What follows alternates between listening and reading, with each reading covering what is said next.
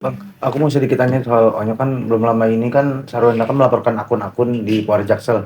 Nah, mungkin isu yang beredar bahwasanya di sosial media bahwasanya Onyo dilaporkan oleh Sarwenda. Mungkin tanggapannya seperti apa Bang mungkin? Ya mau bilang apa lagi, itu kan haknya dia. Ya, artinya haknya dia mau melaporkan siapapun yang ingin dia laporkan, yang menurut dia itu ada perbuatan melawan hukum yang menyinggung kepentingan hukumnya dia. Kan nggak bisa kita cegah, ya.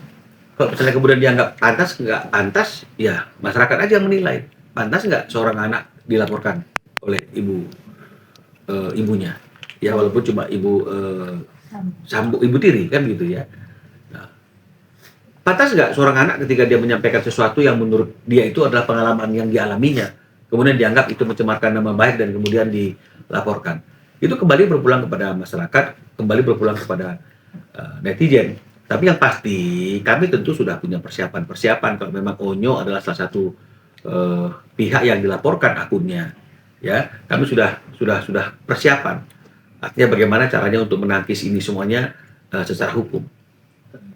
Tapi sejauh ini Bang sudah ada komunikasi belum Bang dengan pihak atau Polres mungkin atau apa? Enggak, kenapa bisa berkomunikasi? Saya nggak cari-cari masalah. Saya nggak cari-cari pekerjaan. Artinya udah tanya ke enggak. Nanti saya tunggu aja. Kalau memang pada waktunya ada panggilan buat Onyo, pasti kalau memang Ruben ingin menggunakan jasa saya, tidak memberikan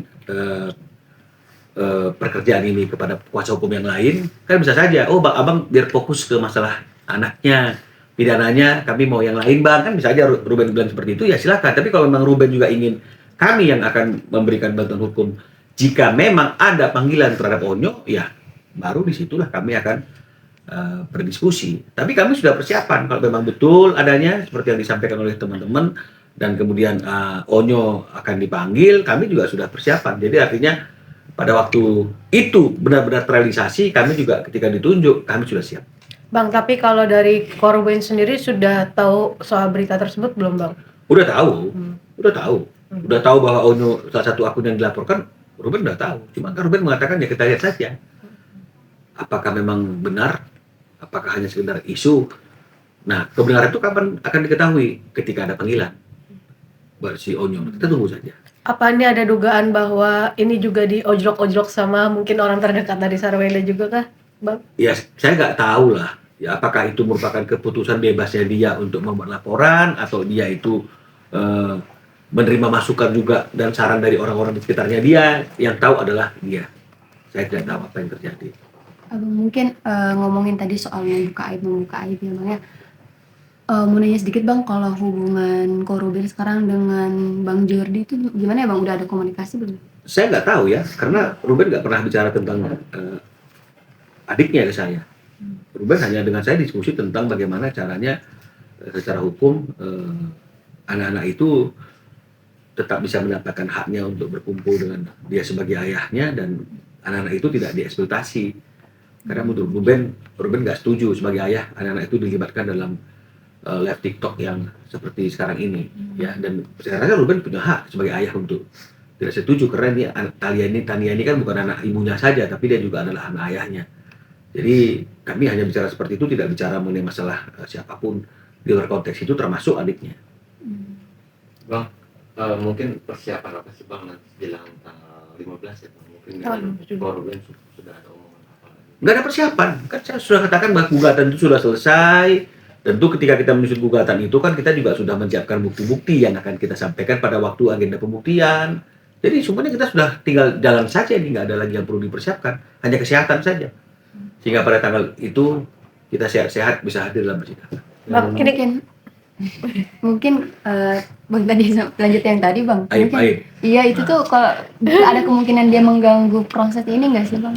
Jadi saya mau sampaikan ya, siapapun orangnya yang kemudian masuk dengan cara-cara yang tidak patut secara hukum dan kemudian memberikan ancaman bahwa akan membuka aib ya di media sosial, ini sudah ada niat lah ya untuk mencemarkan nama baik seseorang.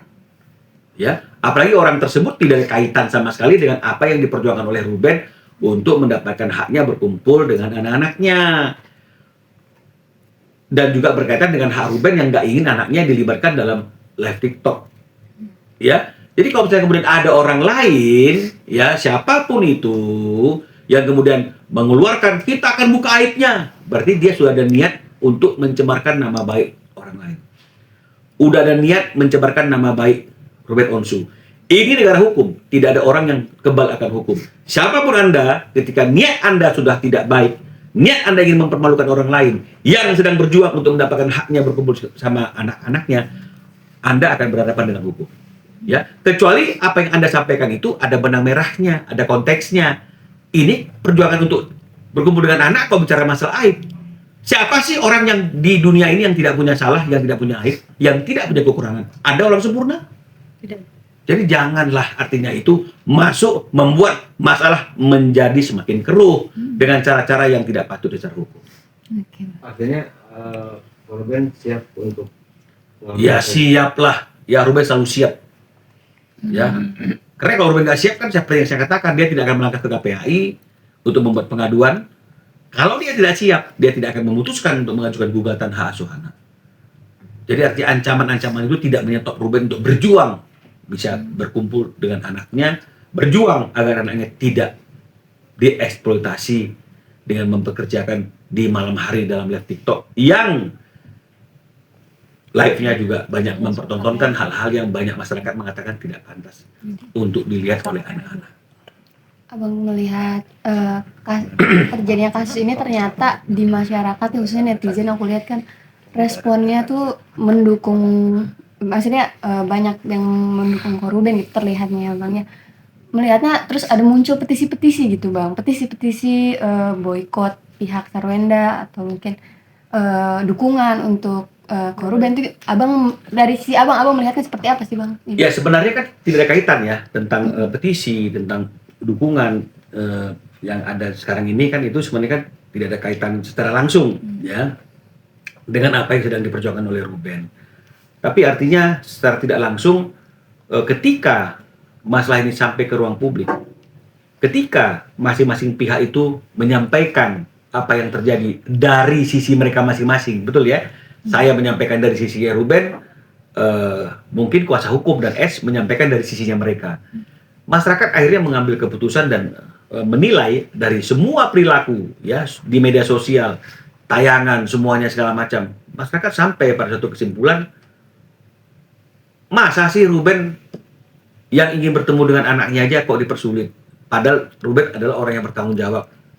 Masa sih ayah kandung anak-anaknya masih dihina-hina di depan publik? Kan begitu nih. Akhirnya kalau misalnya kemudian ada sanksi sosial dari masyarakat luas dengan membuat petisi, itu kan artinya suara masyarakat. Ya. Suara rakyat adalah suara Tuhan, kan begitu ya. Nah, jadi ketika mereka menyuarakan hati mereka, yang mereka lihat itu dari apa yang terjadi di ruang publik sesuai dengan statement masing-masing pihak, itu dia berpikir, yuk, ini ada yang nggak duduk nih, ada yang nggak pantas ini. Sehingga akhirnya mereka lebih memberikan support kepada Ruben, ya terima kasih. Tapi artinya kalaupun memang misalnya ada petisi yang akhirnya memblok atau apapun misalnya ya CS, ya itu konsekuensi. Dari apa? Dari sikapnya dia selama ini. Dari pernyataannya dia selama ini. Dari bahasa-bahasa live-nya dia selama ini. Akhirnya masyarakat menilai. Karena jejak digital kan nggak pernah bisa dihilangkan. Jadi saya kira ya itu normal-normal saja. Siap, makasih ya Bang. Terima kasih, Bang.